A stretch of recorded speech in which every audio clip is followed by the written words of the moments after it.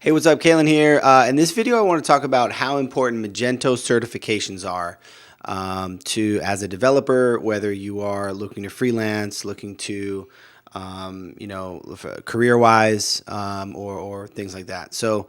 I think that it varies.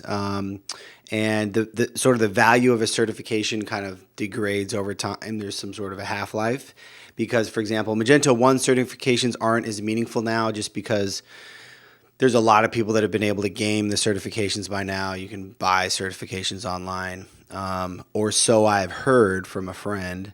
And so, they're not quite as meaningful. But for example, the Magento 2 professional certification, which that word professional drives me crazy. It doesn't sound nearly as cool to me as plus.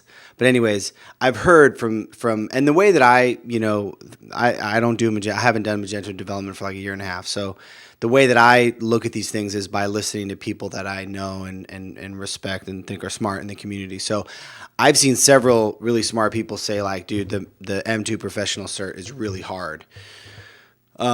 So to me, for example, if I'm, placing a job or whatever, if I see somebody that has that, I'm paying a lot of attention to that right now. And over time, that's going to change. Probably a year, 2 years from now, that'll become a little bit diluted. That's a component. And just generally speaking, I would say with Commerce Hero, probably a certain percentage of people pay a lot of attention to certifications. Probably, I don't know, maybe 25% of clients, it's like a must-have. And I'm usually trying to encourage people not to pay that much attention to it just because I know so many people that are really good that aren't certified. Particularly, so you're definitely gonna have more certifications agency side, solution partner side. If anybody that's a solution partner, they have, I don't know exactly what the rules are, but there's certain rules, or certain, they have to have certain numbers of certified developers. And so it's formally incentivized. So they're going to be much more likely to be certified. And so they're going to be more likely to want you to be certified or to want to get certified once you start working with them. But merchant side is a whole different game, right? If you're a merchant side developer, merchants don't care about certifications. It's not incentivized for them. They just care that you get the job done, make them money at the end of the day. So it's sort of two different kind of worlds there. But I saw the question come up recently. Somebody asking about the certification. I think it was in the context of a freelancer, and so I would say right now, especially with how much demand there is for M2 and how the number of people that are actually good at M2 is limited, I would say it's probably pretty valuable to do the M2 professional certification right now. And so if I were trying to freelance and looking to pick up work, I'd probably take a pretty serious look at that. And if you're focusing on M2. It probably makes sense to study for it and all that kind of stuff because you're going to learn some things that you'll be able to use anyways. So in that context, I think it definitely makes sense. Obviously, for agencies, solution partners, you're wanting to get your certified developer count up for that reason. Merchant side is less of an issue. If you're, an employee as a developer,